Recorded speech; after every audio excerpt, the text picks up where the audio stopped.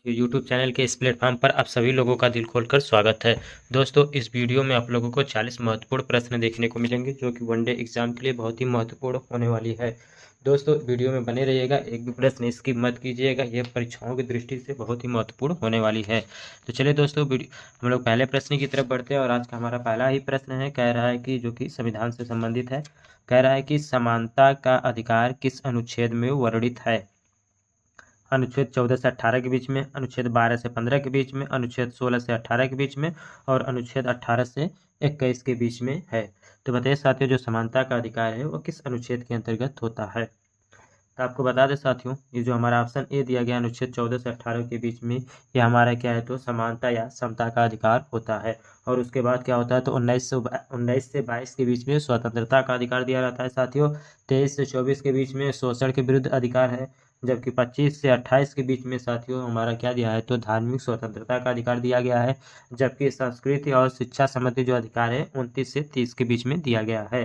ठीक है साथियों, वही संवैधानिक उपचारों की बात किया जाएगा दोस्तों तो अनुच्छेद 32 में दिया गया है। तो ये हमारे कुछ थे मौलिक अधिकार जो कि हमेशा परीक्षाओं में पूछे जाते हैं। तो इस प्रश्न का क्या हो जाएगा सही जवाब तो 14 से 18 के बीच में हो जाएगा। ठीक है साथियों, वही मौलिक अधिकार की बात किया जाएगा दोस्तों तो जो मौलिक अधिकार है साथियों हमारा क्या हो जाएगा तो 12 से कहाँ तक हो जाता है तो 36 के बीच में मौलिक अधिकार के बारे में संविधान में बताया गया है। चलिए आगे बढ़ते हैं साथियों, प्रश्न नंबर दूसरा देखते हैं कि कह रहा है कि भाषा किस मंत्रालय के तहत आती है? राजभाषा विभाग, शिक्षा विभाग, मानव संसाधन विभाग, डी कह रहा है कि इनमें से कोई नहीं। तो बताइए साथियों, इस प्रश्न का सही जवाब क्या हो जाएगा? जो भाषा होता है वो किस मंत्रालय के अधीन होता है तो राजभाषा विभाग। किसके साथियों तो राजभाषा विभाग इसका सही जवाब हो जाएगा। यानी कि प्रश्न नंबर दूसरे का क्या हो जाएगा तब हमारा ऑप्शन नंबर ए सही जवाब हो जाएगा। चलिए आगे बढ़ते हैं साथियों, कह रहा है कि उपाधियों का अंत किस अनुच्छेद के अंतर्गत वर्णित है? क्या अनुच्छेद 17 में है, अनुच्छेद 18 में है, अनुच्छेद 19 में है या अनुच्छेद 20 में है? तो बताइए साथियों कि इसका क्या सही जवाब हो जाएगा। तो अगर बात किया जाएगा साथियों अगर 18 नंबर का, तो 18 में ही क्या दिया गया था उपाधियों के अंत के बारे में दिया गया है। ठीक है साथियों, वह इस भाग अंत जो है 18 में क्या हो जाएगा साथियों, सभी लोग जानते हैं तो उपाधियों का जो अंत है वो किसमें है तो 18 में ही दिया गया है। जबकि 17 की बात किया जाएगा दोस्तों तो यहाँ पर क्या हो जाएगा तो हमारा अस्पृश्यता, क्या हो जाएगा साथियों तो अस्पृश्यता का जो है अंत हो जाएगा 17 में। वही 18 में क्या है तो उपाधियों का अंत है। 19 की बात कर लिया जाएगा दोस्तों तो ये वाक संबंधित कुछ अधिकार दिए गए हैं। चलिए आगे बढ़ते हैं साथियों, हमारा आगे प्रश्न नंबर 3 कह रहा है कि प्रतिरोध किसके समानुपाती होता है?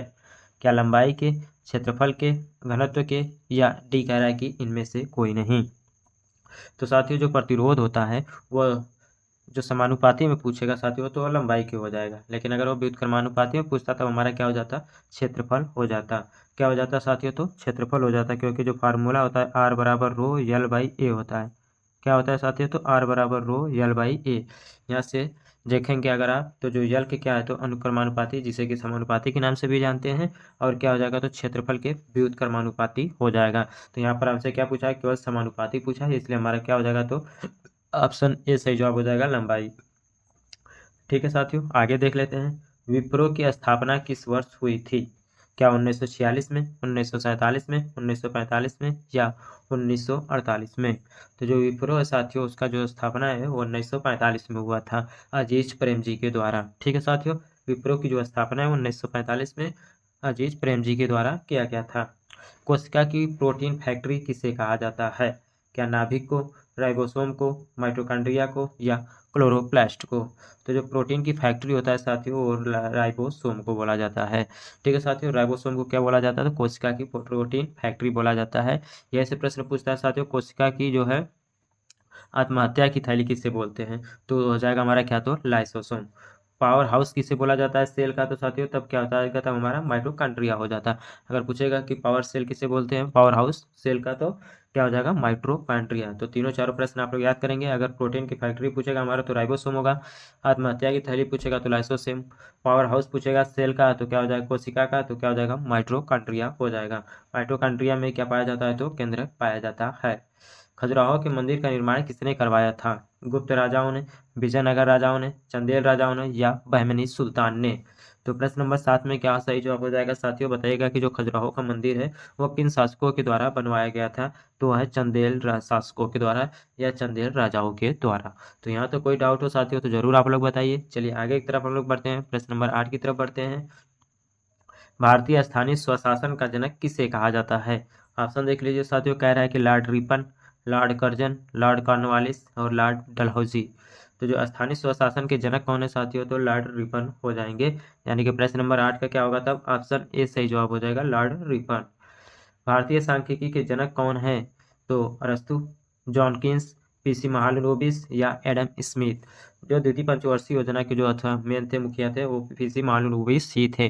29 जून को इनके अथवा पे क्या बोलते हैं, तो सांख्यिकी दिवस मनाया जाता है इनके याद में। ठीक है साथियों, तो जो भारतीय सांख्यिकी के जनक है वो पीसी महालनोबिस है। ठीक है, तो प्रश्न नंबर 9 का ऑप्शन सी से जवाब हो जाएगा।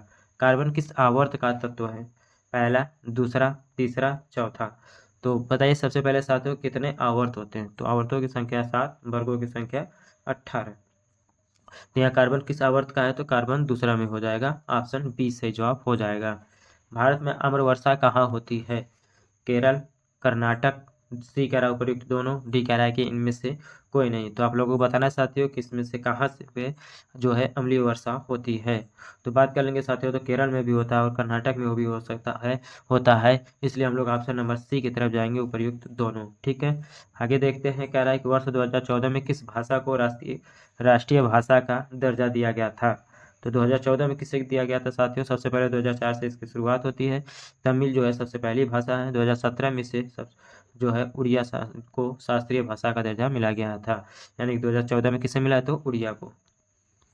ऋग्वेद के मंत्रों को क्या कहा जाता है, क्या सूक्त कहा जाता है, श्लोक कहा जाता है, ऋचा कहा जाता है या पंक्ति कहा जाता है।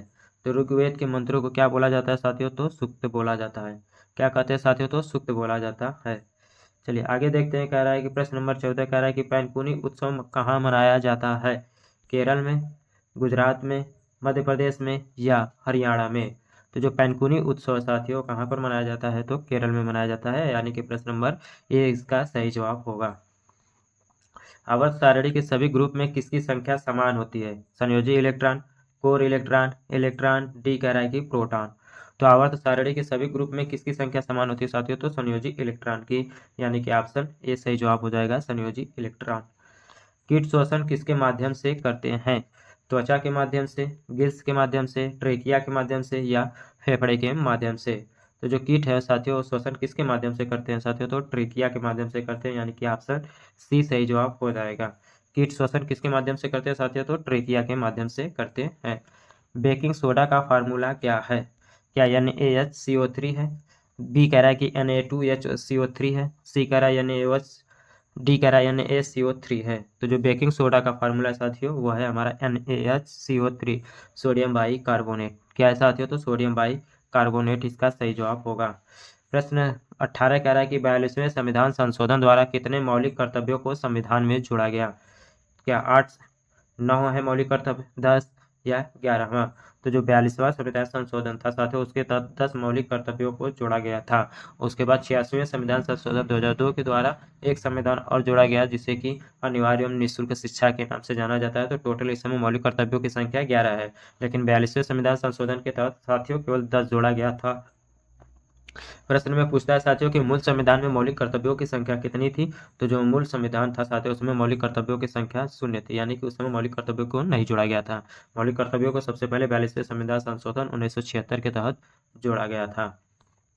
6 से 14 वर्ष के बच्चों के लिए निःशुल्क शिक्षा किस अनुच्छेद में वर्णित है, क्या अनुच्छेद 53A, अनुच्छेद 51A, अनुच्छेद 42A या अनुच्छेद 40A।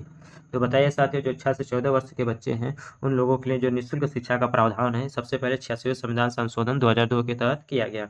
और यह किस में जोड़ा गया, तो साथियों अनुच्छेद 51A के तहत। किसमें साथियों, तो अनुच्छेद 51A के तहत इसे जोड़ा गया। चलिए आगे बढ़ते हैं। लाई हरोबा किस राज्य का त्यौहार है, क्या मेघालय का है, मणिपुर का है, असम का है या उड़ीसा का है। तो लाई हरोबा किस राज्य का त्यौहार है साथियों, तो यह है मणिपुर।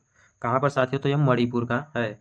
मानव शरीर में प्रतिरक्षा का कार्य कौन सी कोशिका करती है, क्या RBC, WBC, HBC, डी कह रहा है कि इनमें से कोई नहीं।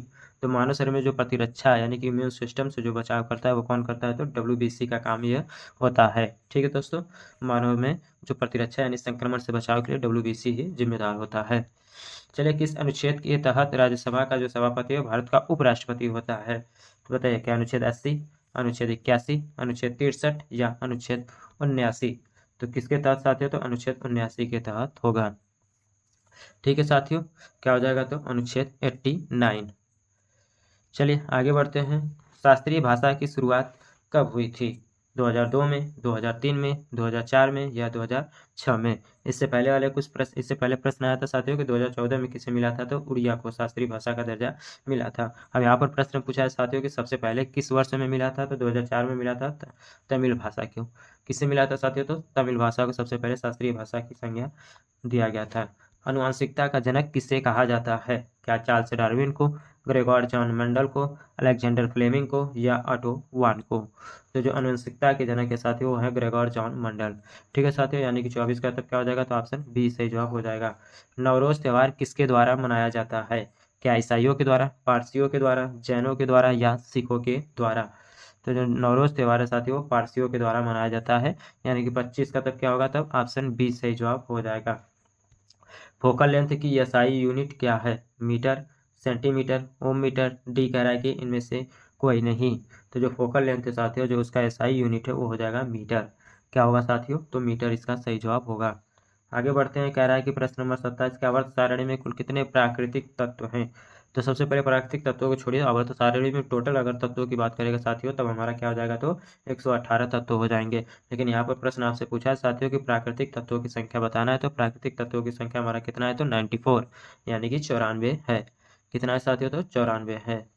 एक सींग वाला गेंडा किस राज्य में पाया जाता है, क्या असम में पाया जाता है, गुजरात में पाया जाता है, राजस्थान में या उड़ीसा में पाया जाता है? तो एक सींग वाला गेंडा कहाँ पर पाया जाता है साथियों, तो असम में पाया जाता है, यानी कि प्रश्न नंबर 28 ऑप्शन ए सही जवाब हो जाएगा। रामनवमी किस माह में मनाई जाती है, क्या चैत में, वैशाख में, फागुन में या आषाढ़ में? तो रामनवमी कब मनाया जाता है साथियों, आप सभी लोग जानते होंगे यह प्रश्न कि किस महीने में मनाया जाता है। तो क्या हो जाएगा हमारा, ऑप्शन ए सही जवाब हो जाएगा, चैत में। इंडियन एसोसिएशन की स्थापना किस वर्ष की गई थी, क्या 1973 में, 1976 में, 1974 में या 1978 में?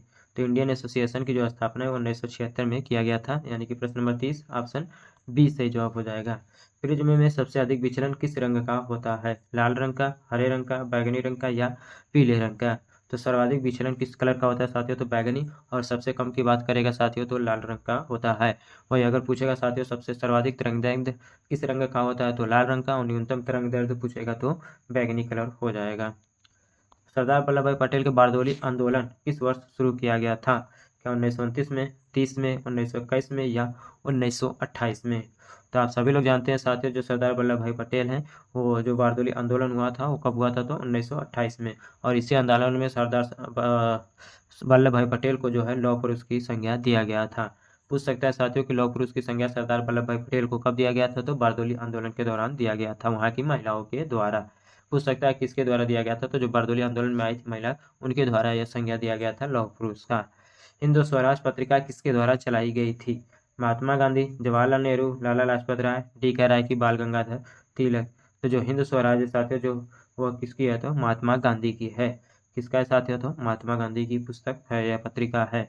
विश्व टीबी दिवस किस तिथि को मनाया जाता है, 5 फरवरी को, 21 मार्च को, 24 मार्च को, डी कह रहा है कि 2 अप्रैल को? तो बताइए साथियों विश्व टीबी दिवस कब मनाया जाता है, तो 24 मार्च को मनाया जाता है। कब मनाया जाता है साथियों, तो 24 मार्च को मनाया जाता है। भारत सरकार के द्वारा जो है टीबी मुक्त भारत के लिए 2025 तक लक्ष्य रखा गया है। टीबी का कब तक, तो साथियों जो है लक्ष्य 2025 तक, जबकि मलेरिया समाप्ति के लिए जो लक्ष्य है वह 2030 तक रखा गया है। राजोपस में किस प्रकार का प्रजनन होता है, क्या उत्थान, बीजाणु निर्माण, नवोदित या विखंडन? तो क्या हो जाएगा, तब ऑप्शन बी सही जवाब हो जाएगा, बीजाणु निर्माण। आगे बढ़ते हैं, कह रहा है कि द्वितीय पंचवर्षीय योजना में किस पर सबसे ज़्यादा जोर दिया गया था, क्या कृषि में? जी नहीं, कृषि में तो क्या हो जाएगा, तो हमारा पहला पंचवर्षीय योजना हो जाएगा।